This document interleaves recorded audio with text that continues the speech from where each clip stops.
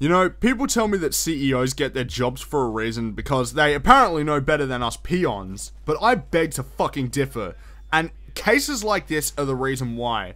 This has to be one of the dumbest decisions I've ever seen made by GameStop, and they're a company who've made some pretty empty-headed decisions before. So GameStop is closing 120 stores to open 200 mobile and tablet only stores. You heard me right. GameStop isn't going to be selling games at 200 of their stores. What the fuck, man?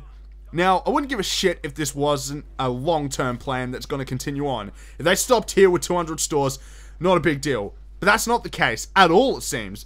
Based on what I've seen, this is a first step in changing the focus of GameStop entirely from games to mobile. That's such a smart decision, right? Oh, wait, no, it's the fucking opposite of smart. For starters, GameStop isn't exactly struggling right now. When everything goes digital, maybe I can understand this, but people still need a place to buy games, and especially hardware. Last time I checked, I couldn't download a fucking PlayStation 4.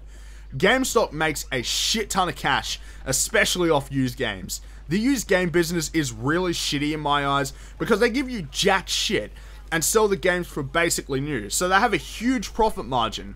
Here, if I traded in a new game like Infamous, they'd probably give me 30 bucks and resell it for 90. That's a fucking slimy practice. You're screwing over developers by doing that, but you're fucking gamers at the same time, so nobody wins but you. Ignoring that, just consider this. GameStop is in a prime position that most companies would kill for. They basically have no real competitors when it comes to game retail. Mum and pop stores, forget it, they're fucking gone. Game in the UK is pretty much done, and GameStop bought all the other places like EB Games. I mean, Jesus Christ, even in Australia, EB Games is part of the GameStop network. They bought everyone else. And do you really see Walmart providing good service? I work in retail, and I know that most gamers prefer proper game stores, because people in retail don't give a fuck. The service is shit, because they don't know anything about gaming, their pre-order systems are usually fucked up, and they never have what you want. That, and I just like the employees who work at game stores. They're fucking awesome people. It's a shame they work for a bunch of greedy shitbags like you. In Australia, pretty much all people go to EB Games, which is part of GameStop. I'll tell you one thing though, nobody looks at tablets or phones there. We go to electronic stores to buy that shit, and I'm sure it's the same in America too. People who go to GameStop don't give a shit about mobile gaming. They actually want games.